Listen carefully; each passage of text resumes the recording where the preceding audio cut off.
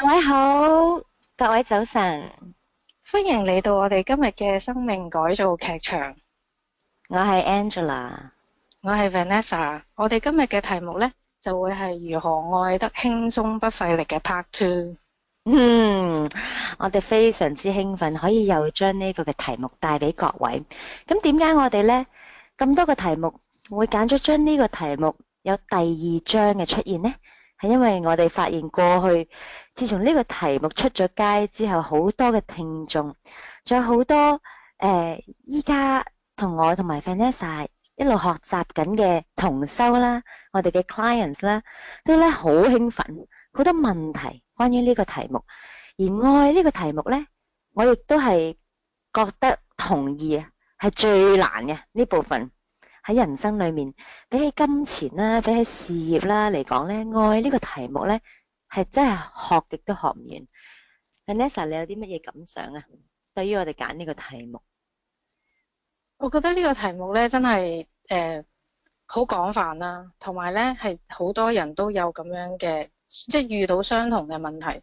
咁我覺得我哋呢個題目可以再深入少少去探討點樣可以愛得輕鬆不費力。我都覺得非常之值得。同埋咧，其實我哋講真啦，呢個第二章所謂，我相信咧講愛嘅題目咧，我哋講極都講唔完啊！講到我同 Vanessa 100歲都仲講緊。冇錯。咁咧，我好想講下咧，今堂我好想着重講一樣嘢，就係咧，我哋外在嘅關係，我哋同所謂我哋呢個題目着重講關於愛情啦，或者靈魂伴侶啦。其實我哋好多人咧都未睇清楚，包括我自己未睇清楚我哋外在嘅關係，我哋同另一半嘅關係，又或者同一個有潛力成為你嘅另一半嘅關係，係自己同自己關係嘅投射。點解我會咁着重講呢樣嘢？因為直至到你喺情緒上能夠體驗到佢點樣投射咗你內在自己對自己嗰個嘅關係咧，你係唔會有控制外在發生乜嘢事，亦都唔會意識到自己就係創造你體驗嗰個嘅人。咁咧，我想講下最近咧有一個好大嘅例子，有一個喺我自己身上發生嘅一個例子，即係原來我一路以嚟咧都未能夠完全接受到自己好靈性嗰一面。我一路自己都唔知自己係未完全可以去 honor 去榮耀嗰個自己好靈性嗰部分。所以咧，每一次遇到人哋，包括情人，包括朋友啊，無啦啦咧覺得佢哋冇同我咁熱情咁來往啊，又或者咧有啲事咧出錯咗啦，又或者直情係冇事發生，淨係我咧表露咗一啲嘢出嚟嘅時候咧，我已經咧驚幾日咧，死啦！我會唔會嚇走人哋？原來我呢個我唔正常啦，原來係咁樣行嘅條路。我又從來都唔會，譬如咧，我曾經咧遇過一啲交往嘅人，然後大家其實可能喺客觀性地，只不過係大家嘅步伐唔同，所以大家唔啱啦，即係已經喺大家嘅人生裏面一齊行呢條路係唔係咁適合。但係咧，我就會即刻諗到係唔係我靈性嗰部分嘅我咧推走咗呢個人咧？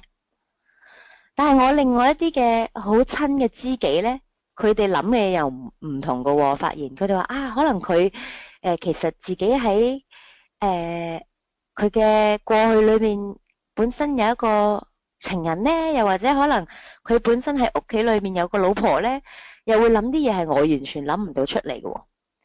跟住我就發現，咦，點解咁得意嘅咧？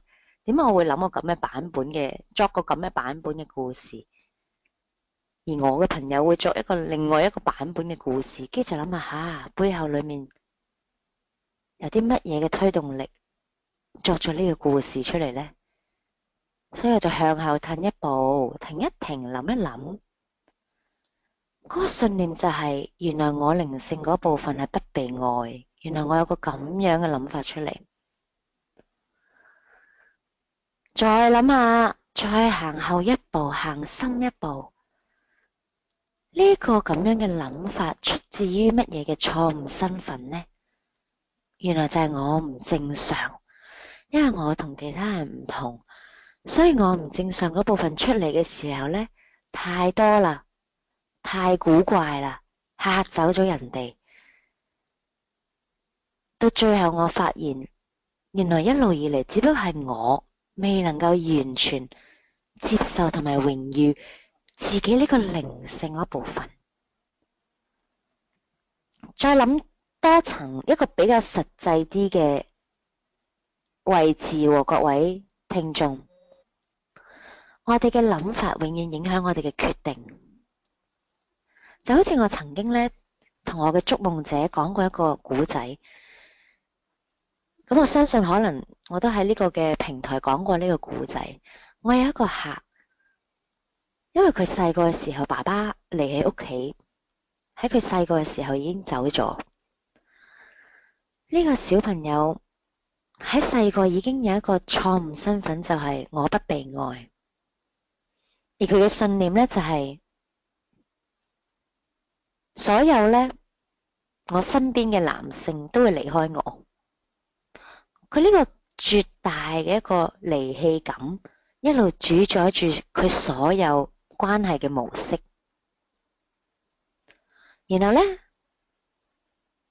佢嚟到我身邊係發現咗發生咗啲乜嘢事呢？嗰陣時，佢有一個經驗，就係呢，結交到一位呢非常之適合嘅男士，佢好鍾意。而呢位男士呢，亦都好鍾意佢。佢哋呢，從來呢，過去呢1個禮拜裏面呢，未試過佢有一個咁愉快嘅感情生活。佢哋只不過識咗好短嘅時間。忽然之間過1個禮拜嘅交往之後呢，呢位男士呢，有3日冇信息俾佢，冇聯繫佢，佢嗰種離棄嘅感即刻出晒嚟。記住，我哋失望嘅情緒呢，係會帶嚟所有嘅舊有嘅傷口同埋所有嘅錯誤身份。嗰一刻佢嘅失望，收唔到信息，即刻出現我不被要，我不被愛。所有男士啦，呢啲錯誤身份呢，一定係楞住一抽嘢，楞住我同伴侶嘅關係啦，人哋點睇我啦，仲有就係楞住呢，我同生命嘅關係。人人都有快樂，係我冇，又或者我注定係孤寡一生，我注定我係有問題。呢個失望嘅時候呢，成抽一齊出晒嚟。咁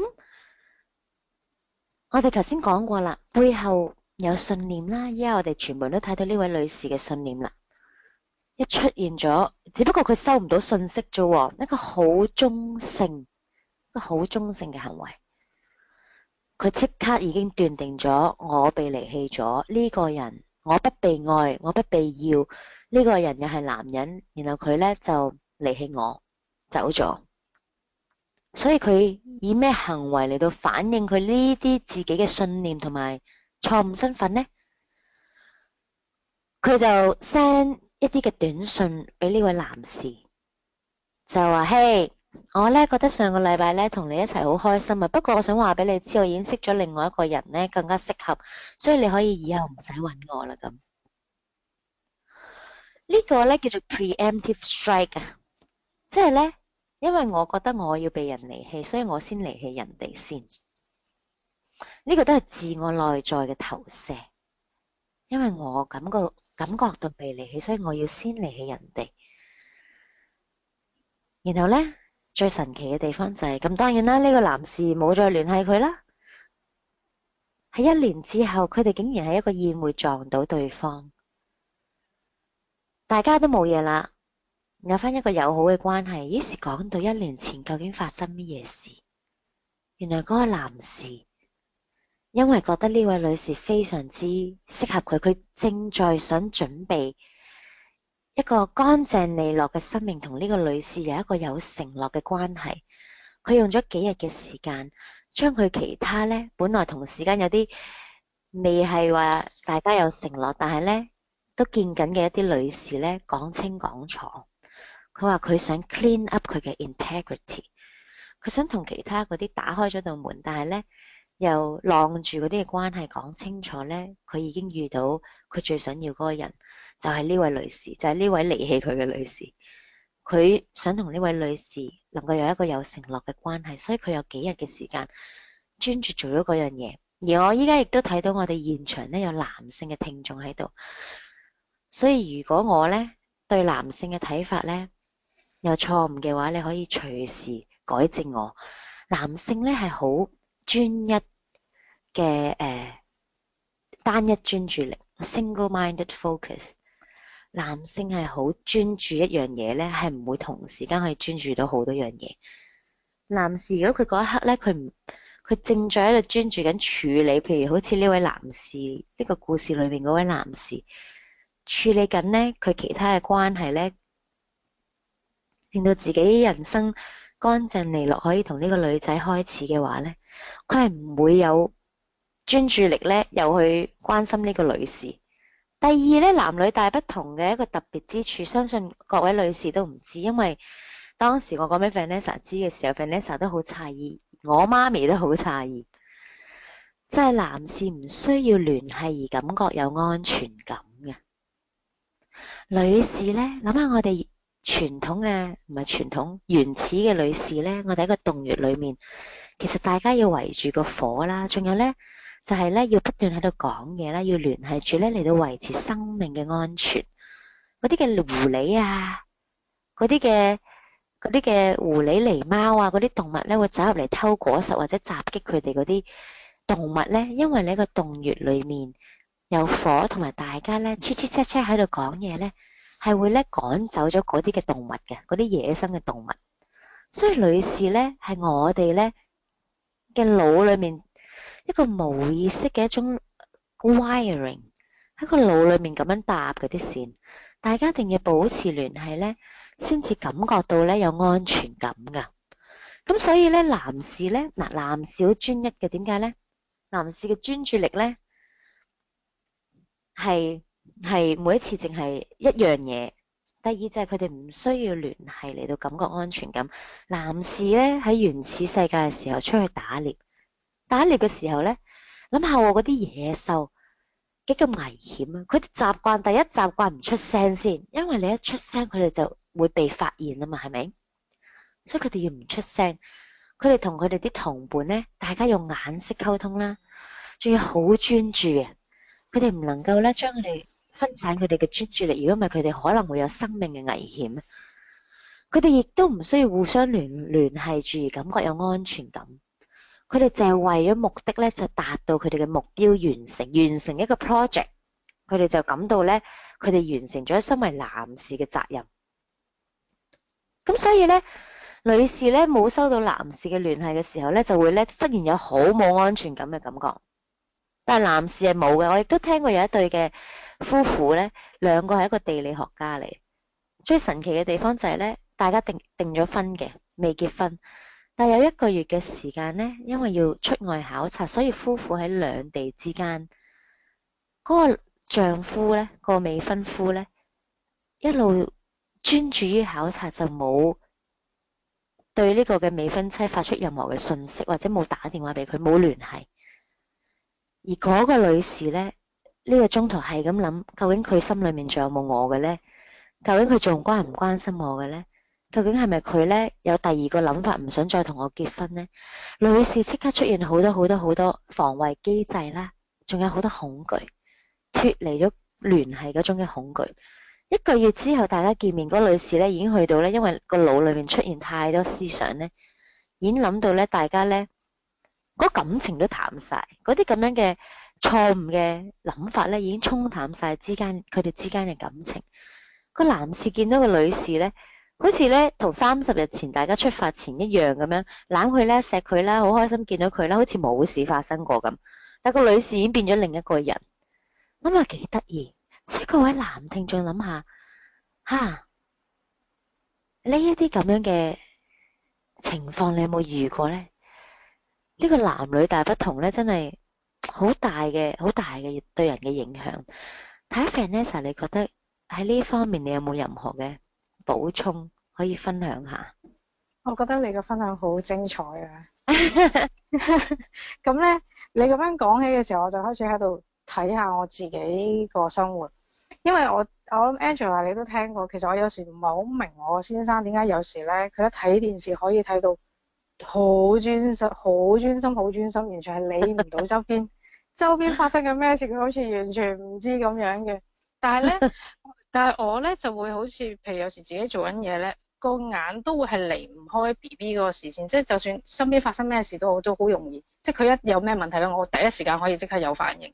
我就有時會諗唔明啊，點解男人即係點解佢可以咁專心地去睇電視，但係我係完全唔可以。原來呢樣嘢係男同女嘅一個 difference，即係唔同啊。我喺度諗一個故事，好笑。我講呢個故事之後講下咧，我諗依家所有聽眾聽到呢點，個個都喺度大笑。我哋冇開麥，所以聽唔到。我諗兩個都好搞笑嘅故事。第一個故事係同我有關。媽咪咧，我媽咪啊，好記得我細個時候，可能係2、3個月大，可能甚至1個月大咧，佢去沖涼咧，叫我爸爸咧睇住我。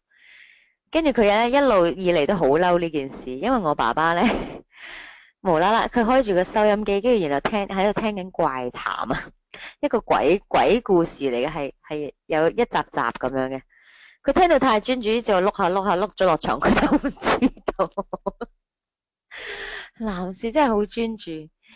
而另外咧有個咧都非常之搞笑嘅故事咧，就係講有一位嘅老師咧，佢講話佢當年咧喺大學嘅時候，同佢另外一位嘅男性嘅老友咧租一間屋住嘅。兩位男士咧喺間屋裏面嗰陣時，週末佢個屋友喺度睇波，無啦啦咧電話咧響喎，唔係電話響，sorry，門鐘響喎。咁一開門嘅時候，原來隔離屋咧有幾位女士咧就話：我哋咧開緊內衣 party 啊，因為咧我哋咧想咧為我哋嘅男朋友咧揀緊最好嘅內衣，你可唔可以俾啲男性眼光我哋？跟住佢即刻仲要周圍望下咧有冇閉路電視，係咪玩我啊？係咪整蠱啊？內衣 party，跟住於是佢咧擰住面同佢個屋友講話：喂 Jim，可以咩㗎？你嘅內衣 party 啊？跟住於是佢個屋友咧擰住面話：我睇緊 Buffalo 咁樣，即係睇緊嗰啲美式足球啦。跟住繼續睇，冇反應。咁啊，唉，是但啦。咁佢就閂咗對門，去咗隔離。2個鐘頭之後翻返嚟，佢個屋友可以望住佢話：咦，點解你出咗去嘅？你去咗邊？好好笑。咁我相信依家咧嘅聽眾又或者喺我哋 YouTube 頻道聽到嘅聽眾都開始忽然有個大嘅一盞亮燈響起咗，一個燈膽喺你個頭頂着咗。哦，原來係咁嘅。係，如果唔知咧，你就會好怪責身邊嘅男士，點解你可以咩都唔理？係，原來佢哋係有呢一份專注力。係，冇錯。而我亦都曾經上一次同阿 Vanessa 應承過大家，我哋會講更加多男女之間溝通嘅呢樣嘢。我覺得咧最神奇嘅就係點解咧？我哋讀書時候咧要學咁多歷史啊、地理完全冇用嘅嘢咧，但係到依家都未學過男女溝通，一樣咁基本嘅、咁重要嘅嘢。我哋會喺嚟緊嘅咁多集裏面繼續將呢啲嘅元素擠落嚟。咁我又拉下去到有啲遠，講翻頭先自己同自己嘅關係點樣改善，而改善你吸唔吸引到你理想嘅情侶呢？好似我頭先講嘅呢個故事咁樣，呢位女士，你嘅信念啦，你嘅錯誤身份啊，嚟到影響咗你嘅信念，你點樣諗你同人哋嘅關係，然後仲有決定你嘅行動，你嘅行為。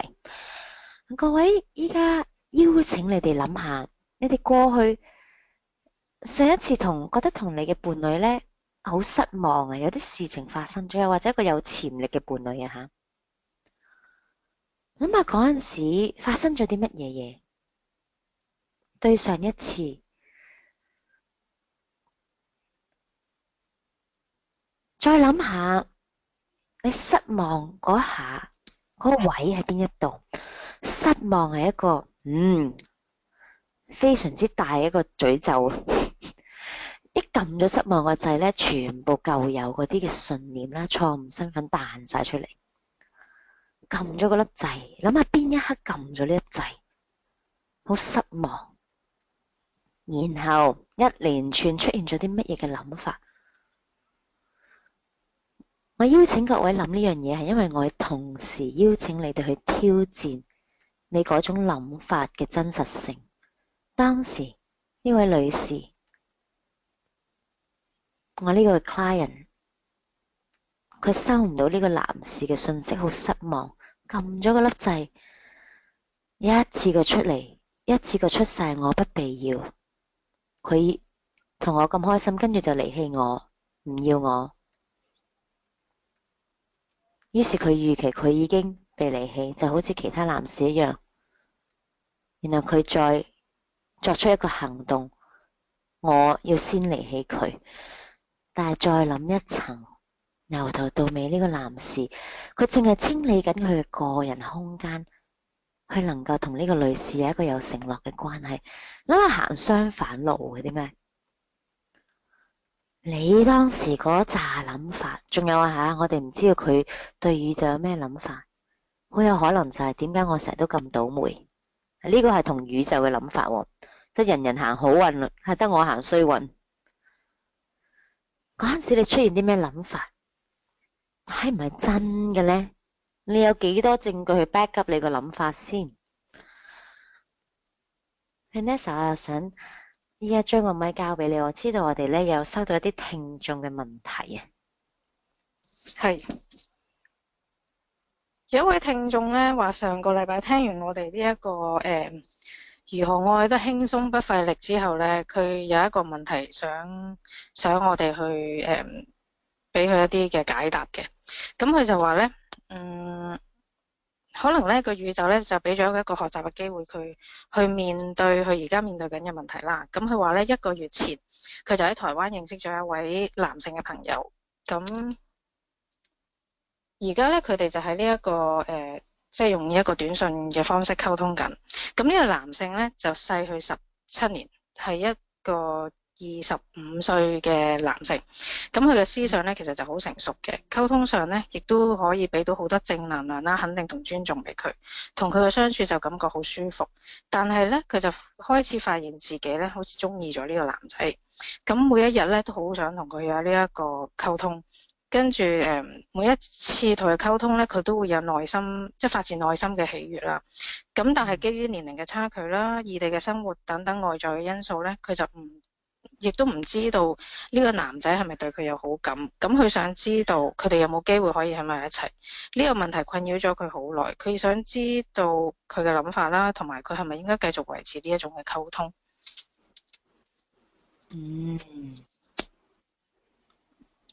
哇！呢個問題非常之好，而呢個問題亦都觸碰咗好多咧，我哋築夢者裏面嘅一啲嘅原則。我想咧同呢位嘅聽眾咧，好感謝你咧將呢個問題 send 俾我哋先。我想同呢位聽眾咧行2步行翻轉頭。呢個係我咧通常都會教嗱，呢個係我個人分享，但我亦都可以講下呢個宇宙嘅運作啊。我哋人類咧好多時候咧，特別係感情呢科咧，係非常之容易咧跌咗入去一個位置，就一係就呢個人，一係咧就冇其他人啦，因為我對佢有感覺嗱。但係咧，我哋行翻2步轉頭咧，就係諗下我哋人生識咗幾多個人。你諗下你呢位女士識咗幾多個人咧？你人生又諗下咧，呢個宇宙咧會識幾多人？宇宙識70億人啊，大約我哋有70億嘅人口。你有冇識到7000位男士呢？首先我想俾一個概念各位就係呢，呢個宇宙會好清楚邊一個人係你完美嘅伴侶。首先我哋有一個咁樣嘅認知先，宇宙識全部嘅人。呢個宇宙又好，喺你心目中如果你有宗教嘅話，你心裏面嗰個神，一個更加高嘅力量都好。第二呢，我教我嘅築夢者呢，第一步做嘅，我哋用成個月嘅時間都係做呢樣嘢呢，好清晰你嘅藍圖喺邊啊！所以我邀請呢位女士，同埋呢，我相信呢個問題呢出現咗喺好多人嘅生命裏面。究竟呢，你最終嘅目的地要去邊度？我又俾一個比喻，應該我喺呢個平台都曾經講過。你哋每一個人內在已經有所有嘅資源、所有嘅知識、所有嘅能力，可以創造任何嘅嘢，任何你生命夢想去體驗嘅嘢，你已經有。就等於你好似一個船長呢，有一隻好似鐵達尼號咁樣嘅郵輪，用最靚嘅意大利材料製造嘅，然後呢隻郵輪呢已經充滿晒油啦、氣啦，所有需要嘅嘢呢都已經儲存喺裏面，而你亦都有一個好靚嘅制服，有對好堅硬嘅手套，你好有意志，你準備起行，呢隻船可以帶你去任何嘅目的地。好啦，船長，我想問你，仲有一樣嘢乜嘢好缺乏嘅呢？呢一刻就係你如果都冇一個藍圖，你要去邊嘅話，你無論點樣行駛你隻船，你都喺大海漂流中，你都唔知自己去邊度。咁所以呢，我呢會要我嘅築夢者呢，頭嗰幾個禮拜裏面，好清晰刻畫佢哋嘅目的地去邊，先至好用你嘅資源啊。咁所以我都會邀請呢位女士呢，首先諗下，究竟你人生嗰個感情上面嘅目的地，想去咩位置？好啦，第二樣呢，我想邀請呢各位想吸引你哋嘅真命天子嘅聽眾啦，同埋我自己嘅 clients 啦，我嘅學生啦 Vanessa 嘅 clients 同 Vanessa 嘅學生啦，喺呢方面都諗得好仔細嘅一樣嘢。關於 Mr. Right， 我想講一樣嘢，所謂嘅真命天子或者 Miss Right， 你嘅真命天女，好多同學非常之好，就寫咗好多唔同嘅條件，50樣條件啦。我嘅真命天子咧，又要有型啦，又要有錢啦，又要有事業啦，又要細心啦，又要有幽默感啦。我想你咧諗一樣好清楚嘅嘢，就係其實最重要係 Mr. Right 其實唔係嗰個人有啲乜嘢條件，Mr. Right 係嗰個人俾到你乜嘢嘅感覺。首先呢，你好清楚你需要喺一個有承諾嘅關係裏面嗱，我唔知呢位女士係唔想要一個有承諾嘅關係，因為佢冇分享過佢嘅藍圖吓，當係啊吓，當係咧，如果唔係都唔會寫信俾我哋問一個咁認真嘅問題。當你係想要一個有承諾嘅關係嘅話，喺呢個有承諾嘅關係，你最想要得到乜嘢呢？第一就係咪呢個人對我有承諾？想要一個一對一，一個 exclusive， 一個有承諾同埋 devoted， 會願意抌晒全個人入嚟呢個關係度，係咪一樣你想要嘅嘢呢？第二呢，仲有啲乜嘢你想要嘅呢？佢好能夠滿足到我嘅需要。嗱，你嘅需要，女性好多時咧覺得咧唔想好 needy 啊，唔想人哋覺得我諸多需要啊，公主病咧，係好缺乏咧表達自己需要嘅能力。呢啲我哋嚟緊嘅呢個網台都會繼續講下，點樣有效率、有效地同男性或者即係俾女聽眾聽嘅，點樣有效去溝通你嘅需要。呢個人對你嘅需要嘅反應係點樣樣，就係你好需要留意到嘅嘢。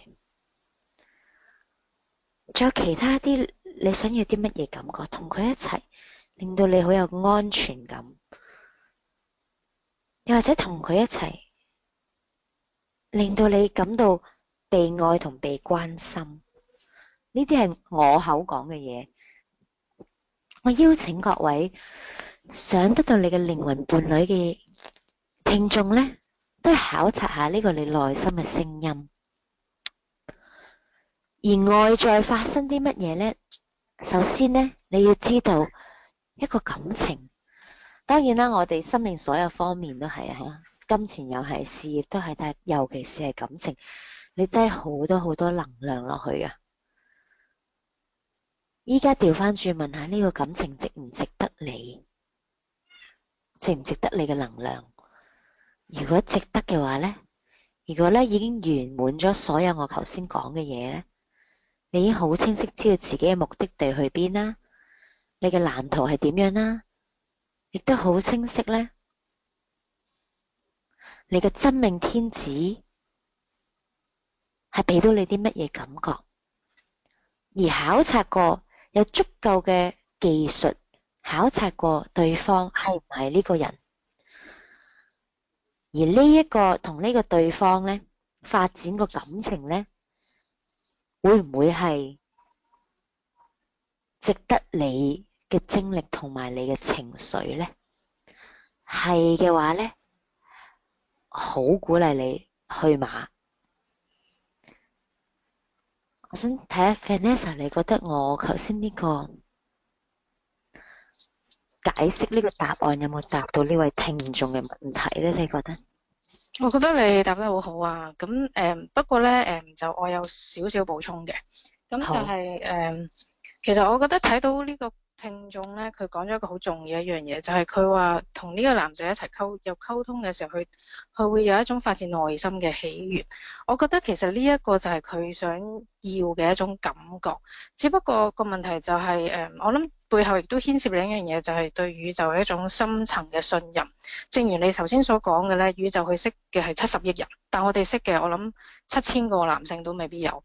咁但所以佢要有一個好，即係佢要 focus 嘅係，我諗係佢自己嗰個同嗰種內心嘅喜悅，然後將呢樣嘢有另一種信任就交俾宇宙。如果呢一個人其實真係可以有呢一種我哋所講嘅命中注定嘅喺埋一齊嘅嗰種即係伴侶嘅關係嘅話，其實係最終都一定會走埋一齊。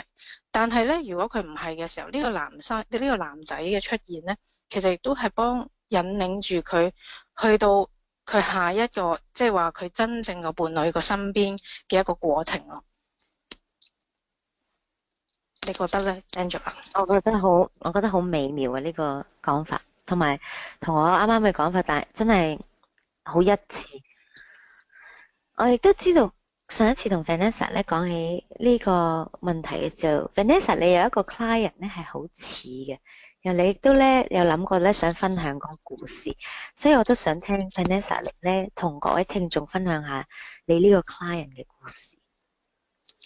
其實咧，呢個 client 咧，佢自己本身咧有一個心目中有一個心儀嘅男性啦。咁但係咧，佢呢個心儀嘅男性咧，可能就個行動上面會比較慢咗少少嘅。咁而我睇到嘅咧，就係呢個男性亦都係佢生命入邊一個可能性嘅伴侶嘅其中一個嚟。咁好得意嘅就係呢一個由佢去到呢個目的地嘅過程入邊咧，會出現咗一位男性。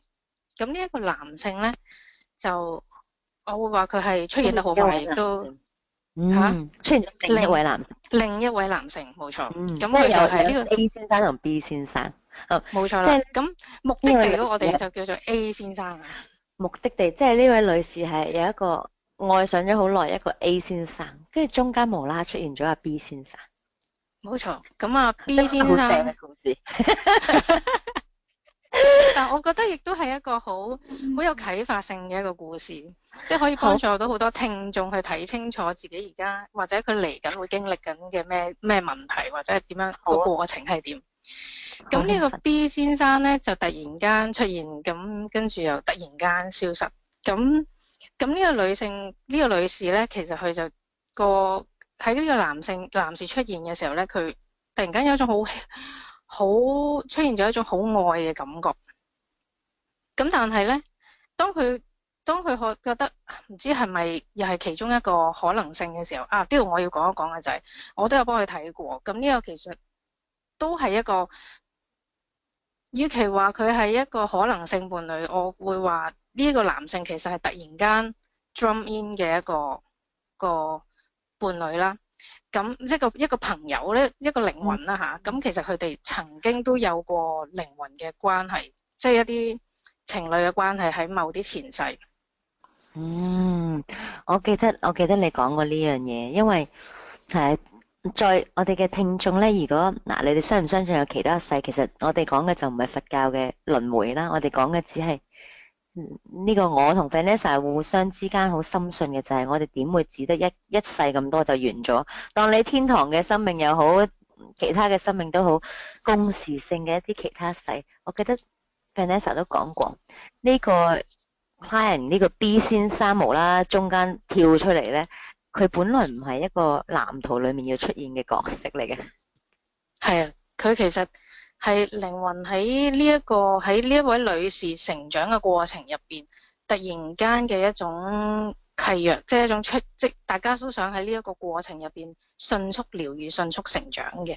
咁所以其實亦都解釋咗點 B 先生都會有呢個療愈咁樣。冇錯，冇錯。即係 B 先生一個課程嚟嘅。課題係啊，一個課程，一個課題嚟嘅。咁呢個男性咧，呢個男士其實呢個 B 先生咧，對於呢位女士嚟講咧，其實佢有一種好強烈嘅感覺，但係就係太強烈，強烈到佢想逃走。而呢一部分我亦都咧同 Vanessa 咧諗大家咧商討過，因為嗱，我又可以邀請下嗰啲男聽眾咧補充嘅將來嘅時間。男性咧，呢個係我學翻嚟嘅嘢吓。男性咧，佢哋因為單一專注，所以喺佢哋嘅思想裏面咧，好似咧一間大屋有好多間房咁樣樣。而佢哋情緒，佢哋嘅感情係其中一間房。如果佢哋咧 handle 唔到嗰個嘅感情，又或者唔係 handle 唔到，又或者係佢根本係一個階段咧，係唔想去處理呢樣嘢，亦都咧有一個原因嘅，係因為咧感情係佢脆弱嘅地方。例如咧，好似我哋嘅諗下，我哋所有睇嘅呢啲嘅動作片裏面咧，個男主角咧可能係點樣打佢都打唔死咧，然後永遠嗰啲壞人係捉咗佢啲屋企人或者佢最愛嗰個人咧嚟到做人質，就因為感情係佢最軟弱嘅地方，所以佢唔想咧被軟弱咧侵略啊佢嘅計劃，所以咧佢會將佢掟埋喺其中一間房鎖咗道門佢咧，跟住佢係完全睇唔到。呢個係我學翻嚟，咁好希望男聽眾會擠啲 input 入嚟。Vanessa，請你繼續講呢個故事，好興奮啊，聽得。咁嗱，我其實想帶出一點咧，呢個呢個 B 先生咧，同呢位女士相差咧，我記得都係有十幾年嘅差距，即個歲數。咁所以其實當我去問 Master 嘅時候咧，佢哋其實都有講過嘅年齡，即係我哋人嘅一種年齡咧，其實係即係唔係一個最大嘅考慮因素，反而係啦。反而係你自己本身同呢一個人佢嗰種感覺係點，或者我哋要睇翻嘅就係我哋之間嗰種靈魂嘅契約又係點啦。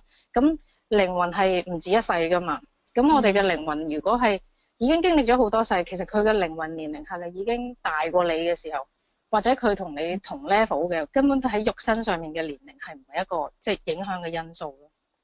我都非常同意。係啊，呢個係可以溝通得到嘅。如果講真，真係諗下，當嗰個嗱，我以 Ainsley MacLeod 嘅嗰個嘅計算方法 ，Ainsley 咧講出咗一本書叫《The Instruction》，我諗中文叫做《這一生為何而來》，好似係啊，冇錯。而喺嗰本書嗰度，佢講咗10個唔同 level 嘅10個唔同層，即係 soul age 10個唔同 level 嘅靈魂歲數。咁啊10咧就係最老啦，1就最年輕啦。咁我亦都記得 Ainsley 咧講過咧，話咧去到 level 9、level 10嘅時候，你已經活咗100至到120世。咁你諗下，如果咧你係一個 level 9行咗80嘅人，咁當你已經活咗99世，而咧你遇到一個伴侶咧，佢咧喺今世裏面比你細15年，肉身上比你細15年，但喺靈魂上可能佢行到去10級靈魂嘅一成啦吓，即係你就係9級靈魂嘅8成，佢就係10級靈魂嘅1成，哇，多咗咧30%出嚟咧，唔係咁簡單嘅喎，30%30%咧，可能要幾世儲埋先有，咁我幾世加埋，當佢幾年輕死都好啦，當佢係100年啦，可能其實係300年。咁其實如果佢靈魂比你老，當300，攞個中間數啦，當150啦。如果佢靈魂比你老150年，而你個肉身比佢老15年，邊個老啲咧？諗埋呢啲咁樣嘅古怪嘅數學。但係你咁樣可以幫咗好多好多聽眾朋友聽，即係聽到明嗰個靈魂年齡嗰個意思。多謝多謝 Vanessa，冇錯。我覺得我哋真係，尤其是聽得我哋生命改造劇場嘅人，靈性發展應該都有好深，應該都好明白我哋講嘅呢部分。睇下而家法國總統同佢嘅老婆年輕，法國總統比佢老婆年輕25年嘅，你睇下佢哋一睇佢哋兩個張相就知佢哋係靈魂伴侶。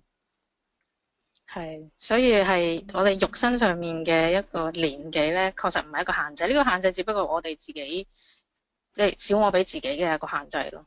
一個小我限制，好中意。Vanessa，請你繼續講呢個咁精彩嘅故事。咁但係有一個好奇妙嘅發展就係咧，當呢一位女士同 B 先生喺度迅速地發展緊，或者我哋叫迅速地療愈成長緊嘅時候，個 A 先生又開始有行動咯喎，咁佢又開始由一個烏龜先生就開始變得爬得快好多咯喎，咁唔知會唔會最後成為一個兔先生啊？咁但係喺個過程入邊，我哋係睇到咧，佢嗰個過程係真係迅速即係佢係加快咗佢嗰個腳步。而對於呢位，我反而我覺得我哋要集中喺呢個女士，佢喺呢一個 B 先生嘅出現呢個過程入邊咧，佢成長咗好多，佢亦都明白咗好多自己內在嘅一啲我哋叫做嘅限制啦，或者係佢療愈咗好多佢過去嗰個傷口嗰個部分，同埋最重要嘅就係療愈咗佢同佢爸爸之間過去留低嘅一啲嗰啲傷口傷痛咯咁樣。我亦都感覺到咧，Vanessa，你覺得係唔係因為嗰位女士其實佢如果未療愈到嗰啲內心裏面呢一啲舊有嘅傷咧，佢亦都未完整咗佢自己嘅過去，未完整佢舊有嘅過去，亦都未係時候可以全心全意咧開始一個美好嘅感情。所以咧 A 先生咧嘅每一個步伐差唔多係同佢好似無意識地行埋咁。冇錯。即係好似係升埋緊一齊咁樣咯。係啊，兩個 synchronize 係就係為咗佢要，你繼續講，就係為咗佢要有一個更加好嘅版本嘅自己，一個更加 better version of herself，要令到佢自己成為一個更加好嘅版本，而出現咗 B 先生。冇錯，同埋咧呢個女士係個過程入邊，我覺得好精彩嘅部分就係佢會突然間出現咗好多可能性嘅伴侶，亦都係我哋所講可能性嘅實相。我仲記得有一晚幫佢睇，其實都唔係，都係只不過係閒聊之間，我突然間出現咗個畫面，佢同另一個朋友，即係另一位男性，係有呢一個嘅有另一個可能性嘅實相嘅畫面俾我睇到。咁我就都幫佢問咗 Master，咁 Master 其實個意思都係話呢一個男性係佢其中一個可能性，但係我會睇到嘅係，我哋就叫呢位先生做 C 先生啦嚇。咁呢個 C 先生係咩人嚟嘅？呢個 C 先生其實就同呢一位女士咧係即係拉，我唔可以叫拉，得拖拉，斷斷續續地都有10數年嘅時間啦。即係舊情人。舊情人嚟嘅。咁呢位 C 先生冇錯。呢位施先生就話好好愛呢位女士，但係咧呢位施先生又唔可以喺實質上去做唔到任何嘅 commitment。咁而呢一個女士其實係我諗都有一段時間啦，咁已經放低咗呢位施先生噶啦。咁但係呢位施先生無啦啦出現咗喎，仲同佢講佢好想同佢組織家庭。咁但係呢位女士其實當下嗰刻已經係對佢冇晒感覺。咁於是我又去問 Master 嘅意見啦。咁 Master 嘅意思就係佢係一個可能性嘅實相嚟嘅。咁我就問 Master， 咁兩者之間，即係阿 A 先生同 C 先生應該點樣去做選擇呢？咁佢就冇教到點樣選擇嘅。不過佢就有講到，如果同 C 先生一齊嘅時候呢，佢哋嘅課題依然要繼續嘅。即係我感覺嘅係一種嘅比較大嘅課題啦。咁而 A 先生呢，其實會係比較順暢啲嘅，即係都會有佢嘅功課要做，但係嗰種感覺就會係比較輕鬆啲，好容易過關嗰種感覺。咁所以其實我諗呢度我哋都可以帶出一樣嘢咧，就係如果呢一個即係你生命入邊嘅我哋所謂靈魂契約上面嘅可能性伴侶啦，咁其實我哋都會仲要有繼續學習同成長嘅部分，只不過就係話可能你嘅學習啦、成長係冇咁大。咁當然亦都我哋都要睇翻你哋嘅靈魂契約係點樣。即係嗰條路係冇咁 rough，定係比較 rough 啲？係咪咁嘅意思？即係嗰條路即係冇咁平坦啲啊，定係崎嶇啲咁樣？因為咧，我亦都頭先 Vanessa 一路咧喺度講嘅時候，諗緊呢個女士點解會同時間會出現咁多個可能性喺咁短嘅時間裏面？你依家講緊 Vanessa 以你嘅記憶咧，A、B、C 咧呢三個人咧係喺一個 period 係用咗幾長時間有三個人嘅出現啊？你記唔記得？好似我記得係唔係好長嘅時間啫。B 先生出現嘅時候，只不過係好似係2-3個星期嘅事。然後 A 先生就係 B 先生一停止咗離開咗之後，就 A 先生佢又出現翻啦。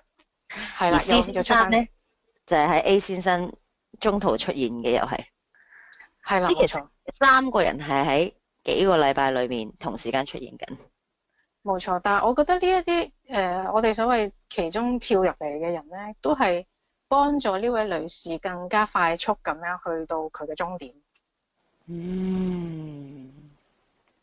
我亦都睇到咧喺呢個過程咧，由 Vanessa 講呢個故事，睇到呢位女士咧，佢一定係 set 咗一個好大嘅 intention 啊！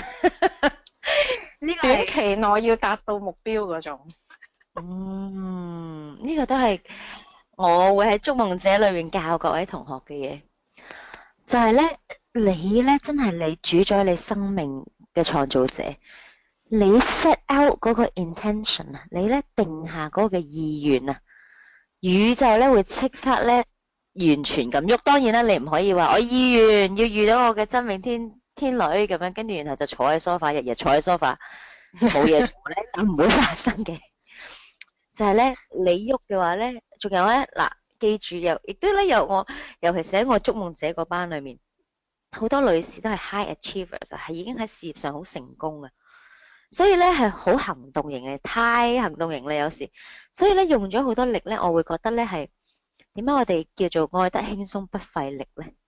就係因為咧有時候我哋咧嗰個嘅頻率啊未調節好咧，就去行動咧就蝕晒啲力啊，因為外在嘅行動，如果內在嘅頻率咧未能夠達到嗰個位置嘅話，外在做幾多嘢咧都有啲徒勞無功。咁所以咧內在咧整理好之後，你做嘅任何行動咧，記住唔係咧，因為你要靠嗰啲行動嚟成事。你可能喺你想象中，你諗到有啲咩可能會遇到我嘅 Mr. Right 咧？可能喺巴士撞到，可能喺地鐵撞到，可能係網上結交嘅，可能係嗰啲 speed dating 啦，又可能係你中意嘅嗜好啦，即係參加啲廚藝學會啊、茶藝學會啊、跳舞啊、唱歌啊咁樣識到。但係宇宙諗到嘅係無窮無盡咁多嘅頻道，可以將你嗰個嘅 Mr. Right 或者 Miss Right 咧帶入嚟你嘅生命度。但係你首先咧調好個頻率，然後咧你記住咧做嗰個行動咧，其實嗰個行動係刺激緊宇宙話：喂，我有 action 啦，你快啲嚟啦！你行一步，宇宙會行100步。嗯，Vanessa，我想咧請教你一啲高見嘅喺呢度，我相信好多人都知道，即係好多人都你好想知道。係誒，咩問題？佢話呢個問題就係咧，其實咧，通常每個人咧有幾多個可能性嘅伴侶嘅咧？即係如果以你嘅經驗啊，咁多年嘅幫咁多 clients 去解決佢哋嘅感情嘅問題嘅話，通常啲人有幾多個可能性嘅伴侶？定係咧，其實如果能夠達到佢哋嘅意願嘅話咧，其實係有一個嘅咧。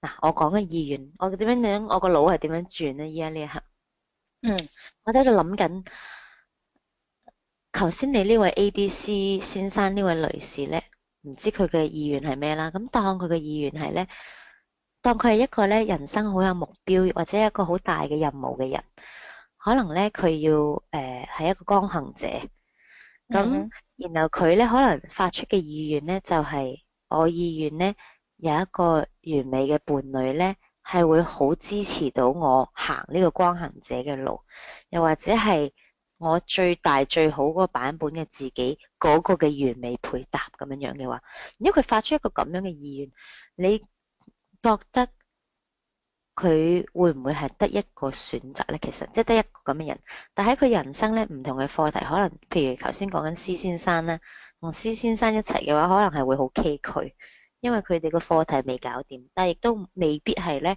支持到佢行光行者嗰條路咁樣樣，即係我咁諗啊吓。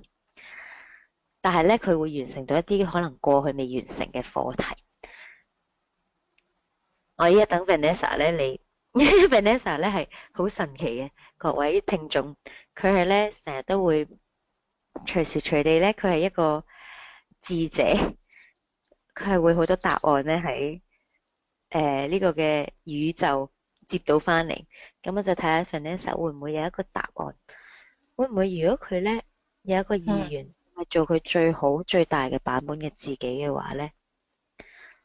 其實到最後咧，咁多個可能性係有一個人係嗰個完美嘅配搭咁樣。絕對係，其實以我所睇到嘅咧，就係一般人嚟講咧，都有2到3位可能性嘅伴侶。咁但係呢啲可能性嘅伴侶咧，點樣去遇到咧？就正如你頭先所講，例如佢同施先生一齊，其實施先生咧，佢係可能當呢一位女士佢唔去選擇去，因為我想 define 一樣嘢就係咧，好多光行者咧，其實佢好多時候，佢哋呢啲光行者好多時候喺前世入邊咧，可能都係一啲經歷過喺靈性上面經歷過唔好嘅經驗，即係譬如好似話可能係。你咁，係啦，即係好似攞我自己為例，可能我有一個前世係個女巫，咁而係被燒死嗰啲嚟嘅。咁你嗯咁就會好唔想將自己個光咧係顯露出嚟，佢會將自己嘅光收埋。咁嗯但係呢一生咧，可能佢哋嗰個其中一個主要嘅課題就係佢點樣要將呢一個光攞出嚟，要話俾眾人知，我就係一個光行者啦，我就要俾我個光去發亮。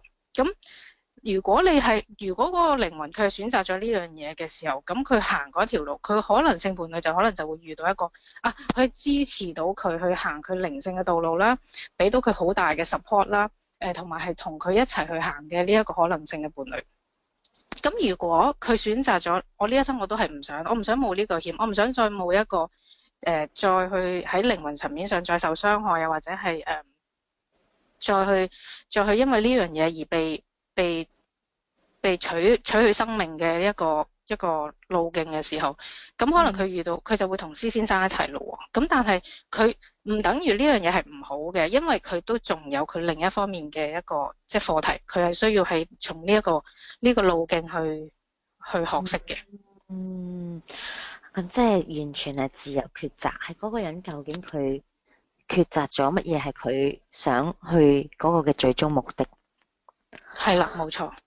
我亦都覺得咧，Vanessa 啱啱講呢句真係非常之完美嘅配搭啊！因為又去翻咧，我頭先喺呢個嘅廣播開始嗰樣嘢，就係自己同自己嘅關係。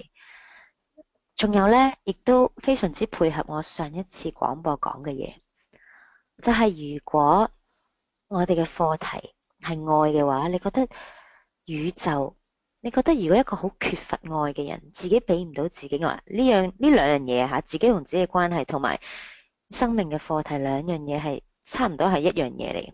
如果有一個人，佢一路以嚟都未識真正愛自己，所以佢嘅課題係愛嘅話咧，佢好多窿窿喺佢嘅內心啊，一啲嘅 void，一啲嘅真空狀態，一啲嘅缺乏。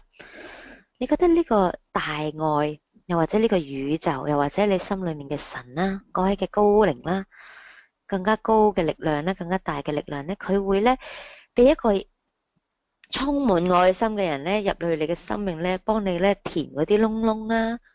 定係你覺得咧呢個大愛嘅宇宙會派一個人嚟俾你學識點樣去愛翻自己？點解各位我諗一聽都聽得好清楚我呢個問題？其實內裏面呢，我哋嘅靈魂永遠都想成為更加大嘅自己，成為更加美好嘅自己，因為呢個係宇宙嘅本質，一定係向外擴張、向外發展，一定係 expansion 啊！呢個宇宙。咁所以呢，你要有一個咧更加完美嘅關係，更加美麗嘅關係咧，你亦都要成為更加美麗、更加大嘅一個自己，更加大嘅版本嘅自己。咁你諗下，依家宇宙喺你生命擠落嚟嘅嗰一啲嘅課題，或者嗰啲人，係將你咩部分叫你要改變啊？可能就係學識點樣去愛自己，又或者學識點樣去 set 你嘅 boundaries。boundaries 即係點樣識你嘅界線啊？set 界線唔等於咧豎起所有嘅呢啲 defense 吓，唔等於豎起晒咧嗰啲嘅圍牆，而係好清楚我嘅需要喺邊度，然後將自己嘅需要擺喺第一位。亦都可能呢個課題咧，就好似咧我 Angela 一開始同各位分享咁樣樣，好明顯咧，我由頭到尾都係學緊點樣去完全接受，並且去榮耀自己靈性嗰部分。因為我都同各位又或者同 Vanessa 好多次咁樣樣分享過，其實由頭到尾，我成為一個出色嘅律師，都係因為咁樣樣咧，就唔需要解釋咧我靈性嗰部分，差唔多係一個非常安全嘅面具，要嚟咧 keep 住我係一個安全嘅地帶。因為有邊個人唔會接受一個咧好成功嘅律師，係咪？呢個咁樣嘅社會，我哋普遍性嘅社會，我哋呢個填鴨式嘅社會，呢個資本階層嘅社會，所以我揀咗一樣嘢咧，係全部人都會接受，咁我就唔使驚咧，人哋會覺得我古怪，唔使覺得人哋覺得我咧係異類。咁呢個亦都當然係源於同 Vanessa 頭先講過嘅，就係我應該係有好多好多唔同嘅其他嘅身份嘅體驗咧，曾經係因為靈性嗰部分而受咗好多煎熬，所以今世咁驚啊，咁驚自己暴露呢部分啊，覺得。咁我覺得咧，我睇到嘅就係我人生裏面咧要進入嚟嗰啲嘅關係，就係要我去更加咧肯定自己嗰部分係被愛。原來我一路個古仔就係我靈性嗰部分係唔能夠被愛，係會被人驅逐或者令我失去生命。跟住所以咧，我唔敢暴露出嚟嗰部分。原來調翻轉係要學識，就係我同我自己嘅關係，我首先要去承認，並且去榮耀，並且珍惜嗰部分嘅我。呢個原來係最大嘅話題，呢個最大嘅課題。Vanessa，我又俾翻個咪你去補充。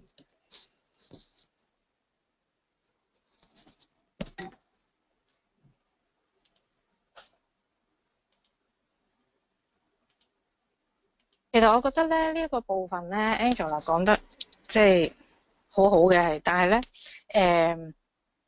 我會覺得你睇我哋睇到我哋咧嗰個意識玩緊嘅咧係啲咩？其實對於我嚟講，我覺得認識一位咁有靈性嘅朋友係一件好難得嘅事，因為真係可以傾得靈性嘅嘢話題，可以傾得好深入㗎喎。但係對於你自己嚟講，你就覺得呢一個係一個好古怪嘅部分。感謝你啊，Vanessa，你講得非常之好。點解會咁嘅咧？點解咧？點解咧？我會話呢個其實係你一個深層嘅靈魂記憶嚟嘅，即係因為我哋都睇過你嘅前世，咁你嘅前世的確係因為靈性呢樣嘢，誒受過煎熬，咁所以呢一世你有咁樣嘅記憶喺度，嗯，係啊，非常所以你已經非常之跳出咗啦，因為你而家有生命改造劇場，又做好多呢啲廣播嘅嘢，冇問題噶啦。你有冇死都冇死到，多謝你嘅，好好。咁啊係，我都仲冇死到喎，係喎係喎，多謝你提點，呢個真係好重要。原來自己咧嗰啲嘅錯誤身份咧，嗰種嘅深層記憶啊，即係喺啲細胞裏面啊，唔好暴露呢部分啊，如果唔係真係咧，每一個人我講，我真係好唔願意咧講。其實最近咧，Vanessa 呢個非常之，我哋有可能會進入咗一個奇怪嘅狀態，都知道依家咧基本上已經係12點鐘，大家要去食午飯。最近其實因為喺我公司裏面咧，有一位同事咧，一位律師係由馬來西亞嚟啦，咁可能佢都會聽呢個劇場，因為佢都好有興趣。咁佢係一個咁我哋咧好深層嘅認識之後咧，亦都發現佢亦都唔係一個普通嘅人類啦，即係佢嘅靈魂，佢由細到大都覺得自己係另外一個星球嚟。咁我諗大家，我哋唔好講得咁遠啦，大家都知道我想去邊度噶啦，應該。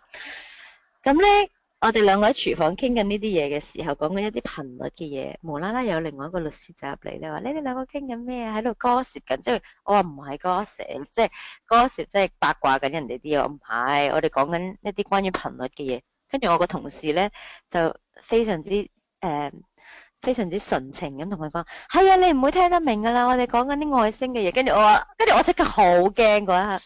你唔好咁樣講啦，我係正常嘅。我覺得嗰種恐懼係難以形容。跟住我就發現，哇，點解會有咁樣嘅情緒反應嘅咧？原來我又好驚俾人哋拎出去笑，真係好奇怪噶。其實，因為我嗰位嘅馬來西亞同事仲以為咧，我咧身邊所有嘅同事都知道我咧嘅非正常之處咧。我話梗係唔係啦，呢啲佢唔講得出嚟嘅。所以係啊，呢個真係一個有趣嘅。我哋喺呢個結束呢個廣播之後，俾大家一個要嚟笑下嘅一個故仔。咁我哋咧就期待咧，你哋將你哋嘅問題，男女大不同嘅問題啦，兩性之間溝通問題，又或者咧點樣愛得輕鬆不費力咧，繼續咧遞交俾我哋。咁 Vanessa，你可以介紹下佢哋有咩方式可以寫入嚟？其實咧，你哋可以喺我哋嘅 Facebook page 咧，你可以留喺我哋嘅 Facebook page 嗰度，即係個窩嗰度啦。咁或者咧，你覺得唔方便留低名嘅，咁你可以喺我哋嘅 private message，即係私下信息俾我哋。咁我哋咧就會喺嚟緊嗰個劇場廣播度咧，就回答各位嘅問題噶啦。多謝晒你哋各位，多謝 Vanessa 你嘅，多謝晒 Angela 你嘅嘅分享。故事，好愛聽你嘅故事。我都好愛聽你嘅故事，我相信大家聽眾都係。係，我都相信係。咁好啦，我哋就喺呢度咧，祝各位有一個美好嘅星期日。下次再見。拜拜。拜拜。